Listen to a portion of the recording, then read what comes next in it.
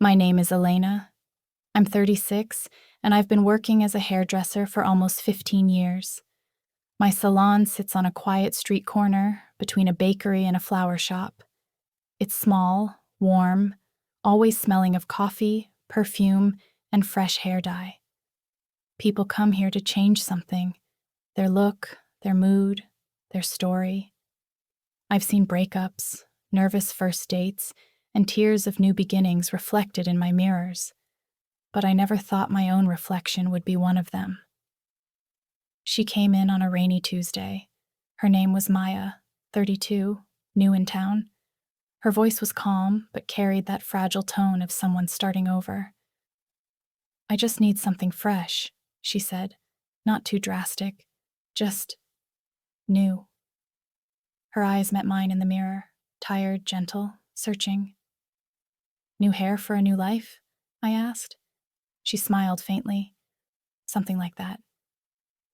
As I worked, we talked about the city, about her new job, about how silence in a new apartment can feel too big. She told me she had just moved after a divorce. I didn't ask questions. I just listened. There was something in her voice that made me want to protect that softness. She listened too. Really listened. With a warmth I hadn't felt in a long time. I found myself laughing more than usual, feeling lighter, like the air itself had changed. When I finished, she stared at her reflection for a long time, then whispered, "You made me look like myself again." Her voice trembled. I smiled and said, "That's all you. I just helped you see it." She left, but something of her stayed. The sound of her laugh, the way she tucked her hair behind her ear, the faint perfume of vanilla and rain. A week later, she returned. "Just for a trim," she said, but her eyes told a different story. Then another week, "Bangs, maybe?" Then, "Coffee after work?" It became a rhythm. Her sitting in my chair, laughter mixing with the buzz of dryers, my hands in her hair. Every touch felt charged with something I didn't want to name. When our eyes met in the mirror, I felt warmth in my chest I couldn't explain. I told myself it was nothing. Friendship. Kindness. But when her hand brushed mine as she paid, my pulse said otherwise. One evening, after closing, I found her still there, sitting by the window, holding 2 cups of coffee. "You always make everyone else feel beautiful," she said softly. "But who does that for you?" Her question hit harder than she knew. I smiled, trying to hide how much it meant. "Maybe that's why I do this job," I said. "To forget I need it too." She stood up slowly. The salon lights glowed warm against the windows, the world outside fading into rain. Maya came closer, her eyes fixed on mine in the mirror. For a moment, everything else, the scissors, the hum, the clock, disappeared. It was just us. She reached out, brushed a strand of hair from my face, her fingers trembling slightly.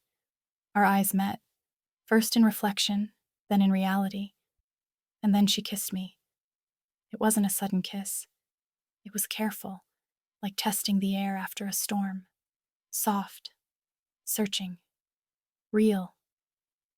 I felt my chest tighten, but not from fear, from recognition, because it felt right.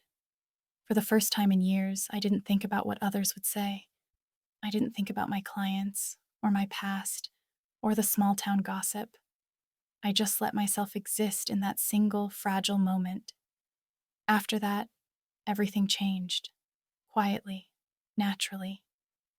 She started coming by after work, sometimes just to talk, sometimes to sit in silence while I cleaned the salon. We shared dinners, late walks home, weekends spent doing nothing. I learned how she took her coffee, how she hummed when she was nervous, and how she laughed with her whole body when she felt safe. It wasn't perfect. Love never is. I was still afraid of being too old, too cautious, too guarded. But Maya never asked me to be anything but honest. When I doubted myself, she'd just say, You don't have to be brave all the time. You just have to show up. Months passed. Seasons changed. Now, a year later, the salon looks the same. Mirrors, scissors, laughter. But it feels different, because when I look in the mirror, I see her reflection behind me, arms around my waist, her chin resting on my shoulder, both of us smiling. Clients still come here searching for change. Sometimes they leave with a new color, sometimes with lighter hearts. And when they ask me, half jokingly, "Can a haircut really change your life?" I just smile and say, "Sometimes it's not the hair that changes, it's what you see in the mirror."